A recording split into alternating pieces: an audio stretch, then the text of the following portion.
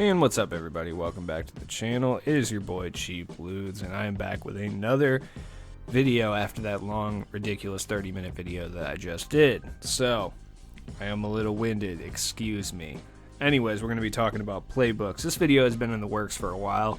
I have gone through and I have used every single playbook and ran every play in every playbook, which was, let me tell you, fucking awful. Either way, I was doing this in search of a money play, something to help you with all-time domination and online plays and things like that. So, is there a money play? Let me start with that. No. So we're going to start with a few playbooks that you can use to help out. Obviously, if you're new to the channel, subscribe. If you're not, like and comment. Tell some other people to subscribe. Help me out. So first things first, we got the Hawks playbook. The Hawks playbook is actually incredibly good. It typically is, and the reason for that, it relies on a lot of 5-out and a lot of guard play. So if you're someone who operates pretty heavily with your point guards and shooting guards, the Hawks playbook is obviously going to be a good one for you. Most of the plays are going to be 5-out. 5-out meaning all 5 players are going to be out on the perimeter, available to shoot. So if you run a lineup that looks anything similar to that, basically 5 guys who can shoot threes or at least deep mid-ranges, running the Hawks playbook is actually a pretty good idea. So Raptors playbook is okay. It relies pretty heavily on driving and post play. Even relies heavily on like guard post plays. So essentially a shooting guard will go down there in the post, you pass the ball to him, everyone else will scatter. I mean, it's an okay playbook. It's not something I would really recommend, especially for like all-time domination. It doesn't really have a lot of plays that will work against the, Hall of Fame CPU. But it's also not a terrible playbook either, so if you don't want to go spend 3,000 MT on a playbook, Raptors playbook will work just fine if you have it already. Though if you were going out of your way to buy a playbook, I recommend buying Hawks playbook over any of, that one especially. So, like I already kind of went into the Hawks playbook. The Hawks playbook is really solid. It does have some glaring problems, and I'll acknowledge those. It's similar to the Bulls playbook. Number one, that's never a good sign. Number two, everyone has been using Hawks playbook for the last 3 years, so people know how to defend it against it, so it's harder to use online. So let's see. Raptors playbook, I mean, it will work well. I wouldn't use it on Unlimited, but it would work well in domination and against the CPU. It has some good plays. I'm not going to go into exactly all the plays. It doesn't rely heavily on ISO, too, so if you don't play a lot of ISO ball, it's good. Now, the Cavs playbook is an interesting one. This one is actually really, really good. I'm surprised. Just because of the Cavs playbook, the Cavs suck, so I wouldn't really think too much of it. When you're looking at playbooks, you have to really think about what the team's personnel looks like. Does that make sense? And especially not even just what the team's personnel look like, what the team's personnel looked like at the beginning of last season. Now, because they don't upgrade, well, they normally do upgrade the playbooks, but they didn't this year. So these playbooks are the same as the ones that would have been in 2K20, minus some plays that they took out just to be awful people. Cavaliers playbook relies very heavily on guard play with Colin Sexton and Darius Garland. So it's one of those things where if that's how you operate and that's how you play, another thing about the Cavs playbook is it relies on having a center that can't shoot. So the Bucks playbook is interesting. Obviously, the Bucks playbook and the Bucks freelance are really good 5-out options as well. Whereas Atlanta will operate mostly from a point guard or a shooting guard. The Bucks playbook will operate mostly from a small forward or power forward because obviously in real life the Bucks have Giannis. So this playbook works best if you're running a larger power forward or small forward, especially at small forward because a lot of the plays involve smaller power because I don't know this game, can't figure out where Giannis plays for some reason. I don't understand it. Either way, surrounding them with shooters is a good idea. The Hornets playbook is actually ideal if you're running a lineup that's small ball. It's a very good small ball playbook, and that's surprising because Charlotte is fucking terrible. The Pacers playbook, actually pretty decent. It has a lot of pick and roll plays and a lot of good ones. Pretty much all their pick and roll plays are very good, and they actually do work pretty decent against the CPU. 2K removed 2 of the plays that were in the Pacers playbook at the beginning of the year, making it a lot less OP than it once was at one point. Same with the Pistons playbook, if you weren't aware.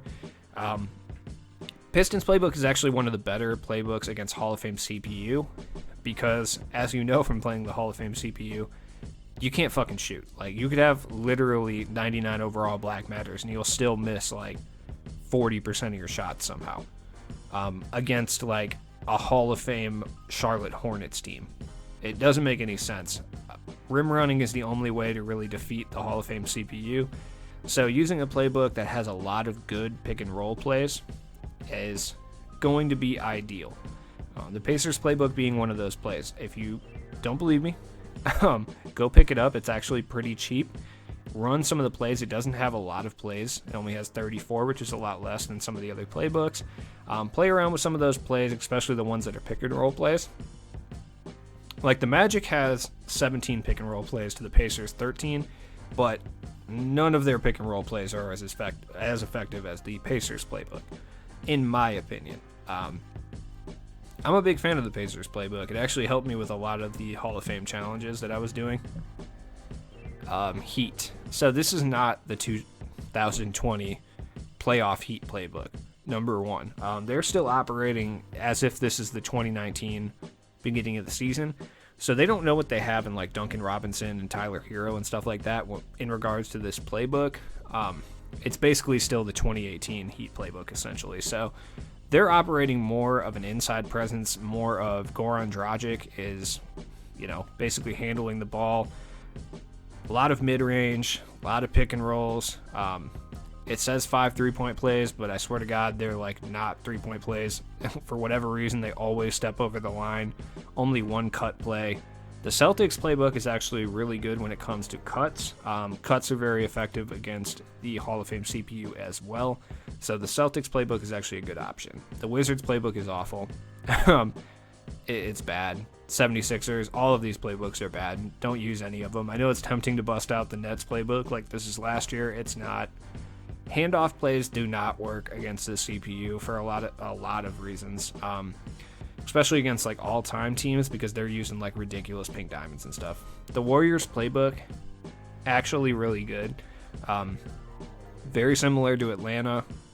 It operates mostly with obviously the ball in either Steph Curry or Klay Thompson's hands, and they're going off of the team that they had in 2018, so they're going off the team with like Klay Thompson, Kevin Durant, and Steph Curry with this playbook, so a lot of it's going to be facilitated around your two guards and a wing.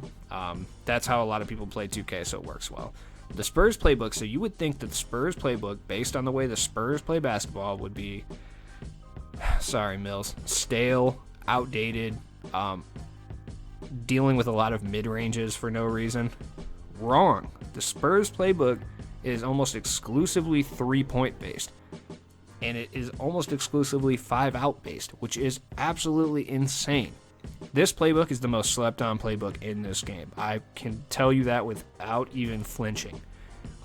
This might be legitimately the best 3-point hunting playbook in the entire game. Pretty much every play sets up at least one option for a 3-pointer. The Thunder playbook is like, it's mediocre. It operates, think about when this playbook was introduced, it was Russell Westbrook. The Rockets playbook is decent, but it operates really heavily off of your point guard or shooting guard just because of James Harden. 5 ISO plays. The pick and rolls are decent, but they basically just lead to either 3-pointers or mid-ranges, which, you can just set those up yourself. It only has 2 3-point plays, which I think is kind of weird, especially for the Rockets, that in the season this playbook was introduced, shot the most threes, like, ever. So, I don't know. 2K's playbook game is so fucking stupid. I don't know. I don't like this playbook very much. You are going to run into it online pretty frequently because people just think Rockets, small ball, shoot threes. I'm going to use Rockets playbook. No, the Warriors playbook's better. The Spurs is the best 3-point playbook in this entire game. Atlanta Hawks is better than Rockets. The Rockets playbook isn't really going to help you do much at all, in my opinion. If you like the Rockets playbook, shout out to you. Let me know in the comments down below what you like about it. I just personally, it wasn't very effective in CPU or online games for me. The Grizzlies playbook, I wasn't a huge fan of this one either.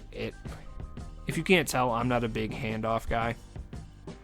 So, any playbook that's heavy on handoffs. Trailblazers playbook is actually pretty good. It's got a decent, okay array of 3-point shots, 3-point plays. I don't know. Timberwolves playbook's terrible. Nuggets playbook is another 5-out based playbook. It operates a lot of plays that involve your center being very mobile and doing a lot of things, because obviously you have Jokic. So make sure you have someone like Jokic for a good example. Lakers playbook is okay, but it operates a lot in the post. So if you're over on Next Gen, where post moves and post play in general is actually pretty usable, if not good. The Lakers playbook is actually really, really effective. And to be honest, the Lakers playbook is also semi-effective against the Hall of Fame CPU, because it involves a lot of cuts, post plays, and stuff like that. Pelicans playbook is really, really good. I am a big fan of this one as well. This is basically all 5-out based. This is probably the only updated playbook, I think, in the entire game, because they know Anthony Davis isn't there.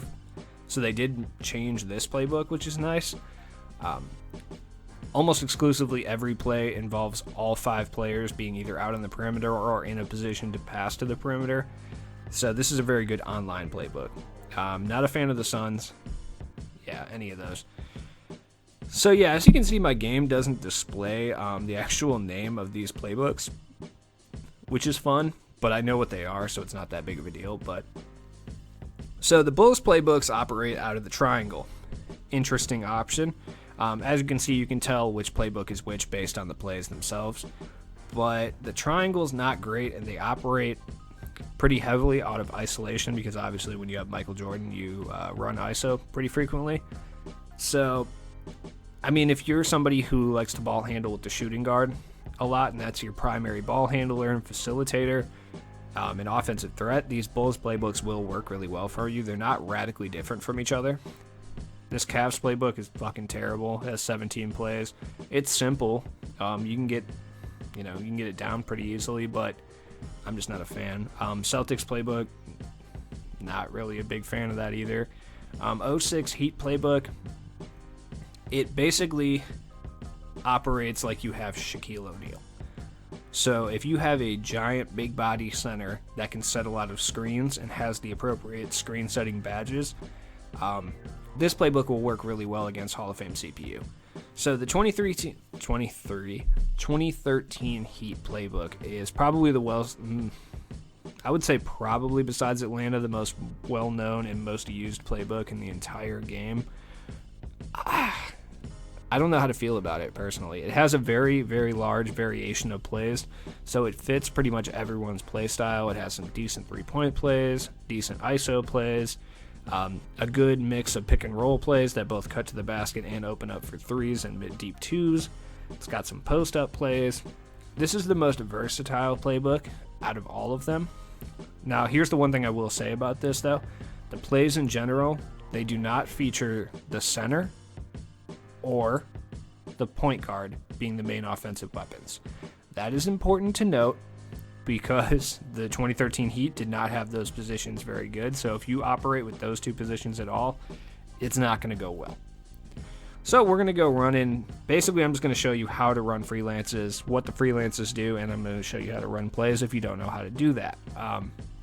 Look, if you've seen that stuff and you know how to do all this, just obviously end the video. But if you don't, I am going to run in, basically talk about every freelance and talk about what they're good at, etc. So go to start, go to coach settings, and you get here. So go to play selection, and this is where you can actually select any play that you want to do. And they'll actually show you basically the motion of how they work, where everyone's supposed to go, how the play is going to end, etc.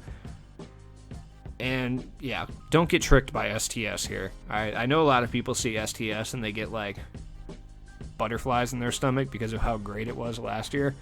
That quick through STS was the greatest thing that has ever happened to 2K, and I will stand by that. I don't care if it made the games not fun. That was the only way I could get through Spotlight Sims in a quick fashion, was running that. So that's how you actually select a play. Now, freelances. You can have about 3 freelances going at once, not going, but at the same time. So I'm going to go through all of them and talk about them. So Bucks 2018 is a 5-out 3 freelance. The thing is just the way it operates. Sorry, I'm so tired. I just recorded a 40-minute fucking badge video, all right? Your point guard, your center, and your small forward will all be out on the 3-point wing, whereas your power forward, who would be Giannis in this case, is not. He will be the actual person who handles ball handling and distributing duties, and will stay right around the paint. Same with your 2 guard, who in this case would be like Eric Bledsoe. Clippers do the exact same fucking thing as the Bucks. It just operates with your small forward getting the most shine, and your stretch bigs. So if you run a lot of stretch bigs, like which it's 2K, it's the meta to run stretch bigs, so actually it's pretty good. Hawks freelance is the one you'll run into the absolute most, just because it prioritizes ball handling point guards and shooting point guards, and will keep all 5 players out on the wing, essentially allowing all of them to get 3-point shots. So you run into that one pretty often. Mavericks, I've never run into it. Pelicans, you'll run into this one often as well, but this one is more for small forwards and shooting guards, to actually run the offense.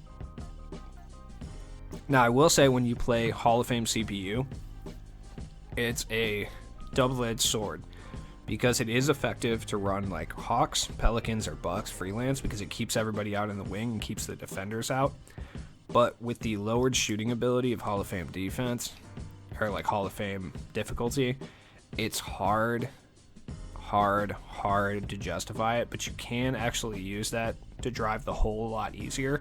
So if you're struggling with Hall of Fame difficulty, I promise enabling Hawks freelance is super clutch. Same with Pelicans, Bucks, or Clippers freelance. I prefer Hawks because I operate mostly with my point guard being Monte Ellis, who is an absolute god. But depending who your best player is, that just depends what freelance you're going to operate. If your best player is your small forward or power forward, you're going to go with the Bucks. Same with the Clippers. If you're operating more with a shooting guard or a small forward, you're going to go with the Pelicans. If you're going more of a point guard, you're going Hawks. That's what the difference between the freelances are. But you select the freelance for a 4-and-1 out inactive is actually pretty decent too, especially if you run someone like Draymond, who's a facilitating power forward. So let me just show you how to call the freelances into action. Let me just get this tip off real quick. There we go. All right. So you open up right on the D-pad, select freelance sets, go to Hawks 2018. You're good to go. Now, one thing I do want to show you real quick is make sure adaptive coaching engine is turned off, as well as offensive play calling. Now, the reason for that is the CPU will start to change your entire fucking game plan if adaptive coaching engine is off. Like change literally all of your settings without without telling you. It's awful, and will change your freelance set, and they will do it the minute you miss a shot. So if you engage Hawks freelance, yeah. So let's call some plays here. So LB or L1 on PlayStation brings out the play, then you just call it. I like to have my play calling thing on full, that way I can see exactly where everything's going, and you can see when players are coming and when they're not. So anyways, I hope this was helpful at all. Thanks for watching. I'm sorry I'm stumbling over my words. I recorded a really long video before this. So anyways, subscribe to the channel. Peace out.